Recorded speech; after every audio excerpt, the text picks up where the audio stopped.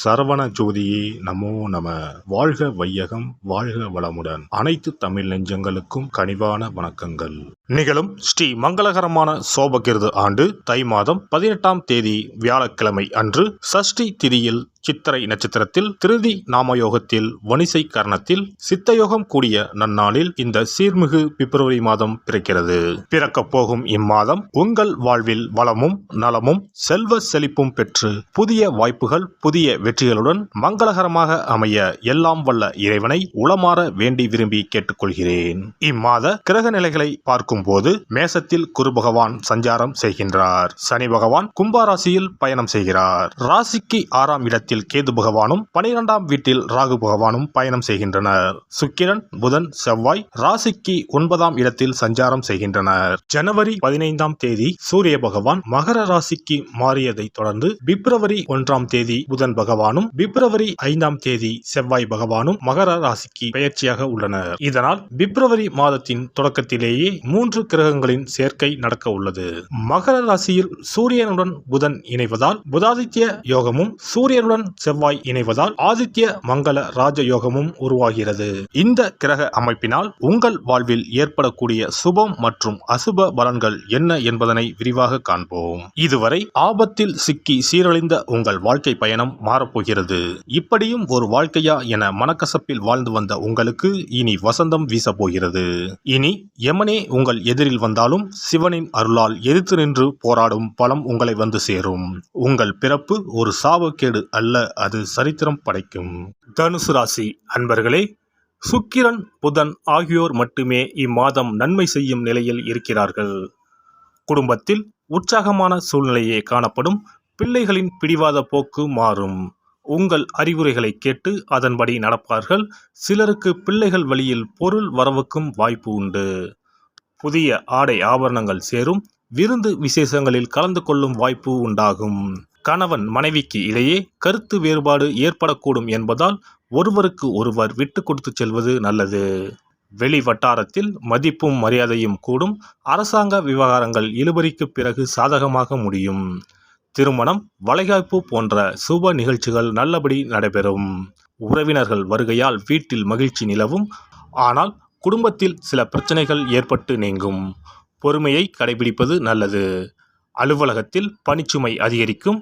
ஆனால் அதிகாரிகளின் ஆதரவும் சக ஊழியர்களின் உதவியும் இருப்பதால் மிகவும் எளிதாக செய்து நிர்வாகத்தின் பாராட்டுகளை பெறுவீர்கள். உங்கள் கோரிக்கைகள் ஏற்றுக்கொள்ளப்படும்.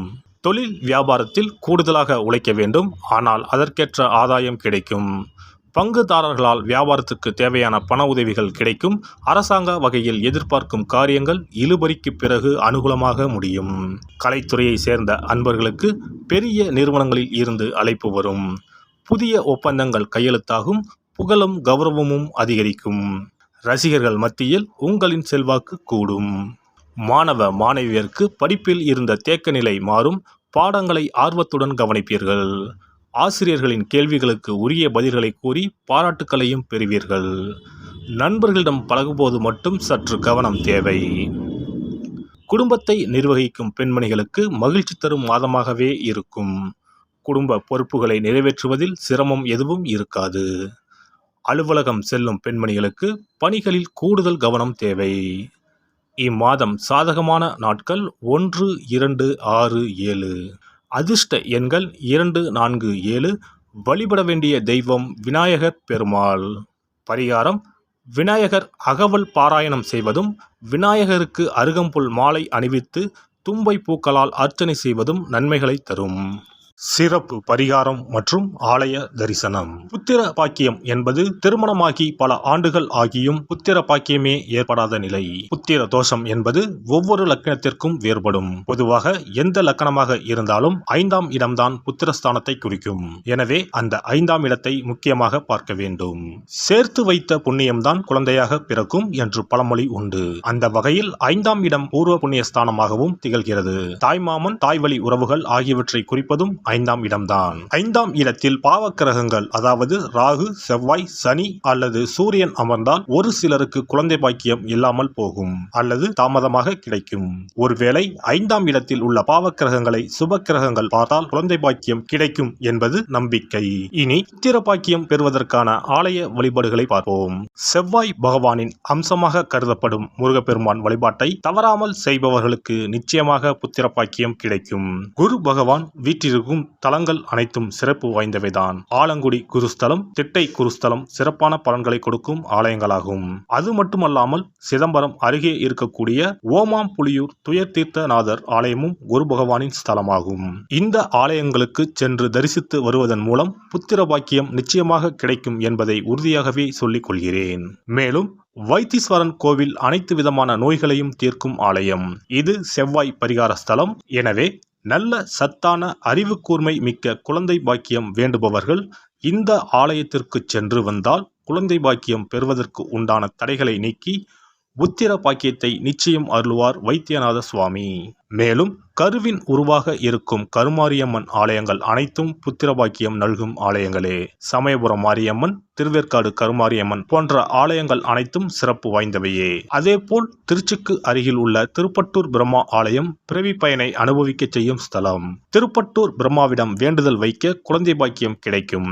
திருச்செங்கோடு அர்த்தநாரீஸ்வரர் ஆலயம் புத்திர பாக்கியத்தை அருளும் முக்கிய ஸ்தலம். குருவாயூர் கிருஷ்ணர் ஆலயமும் ஸ்ரீரங்கம் ரங்கநாதர் ஆலயமும் குழந்தை பாக்கியத்திற்கு வழிகாட்டக்கூடிய வழி கிடைக்கக்கூடிய அற்புத திருத்தலங்கள். இந்த ஆலயங்களில் துலாபாரம் என்னும் வேண்டுதல் வைத்து வந்தால் குழந்தை பாக்கியம் உடனே கிடைக்கும். குழந்தை பேறு பெற்ற லட்சக்கணக்கான பேர் இங்கு வந்து நேர்த்தி கடன் செலுத்துவதை தினந்தோறும் காணலாம். அதேபோல் அத்தி மரத்தை நட்டு வளர்த்து வருவதும் அத்தி மரத்தை பேணி காப்பதும் குழந்தை பாக்கியத்தை தரும். தான தர்மங்களும் புத்திர பாக்கியத்தை தரும். அக்கம் பக்கம் உள்ள குழந்தைகளுக்கு உணவு வழங்குதல், இனிப்புகள் வழங்குதல் போன்ற செயல்கள் புத்திர பாக்கியத்தை தரக்கூடியதாகும். துர்க்கை வழிபாடும் முருகப்பெருமான் வழிபாடும் சிறந்த பரிகார முறைகள். அதிகாலை நேரத்தில் அரச மரத்தை 48 முறை சுற்றி வருவதன் மூலமும் குழந்தை பாக்கியம் நிச்சயம் உண்டாகும். எறும்பு புற்றுக்கு வெல்லம் பொட்டுக்கடலை கலந்து தருவதால் 1000 பேருக்கு அன்னதானம் செய்த பலன் வந்து சேரும். கர்ப்பிணிகளுக்கு அவர்கள் விரும்புவதை வாங்கி கொடுத்து அவர்களை மகிழ்ச்சிப்படுத்துவதன் மூலம் அவர்களுடைய ஆசீர்வாதம் கிடைக்க பெற்று குழந்தை பாக்கியம் கிடைக்கும் என்பது உண்மை.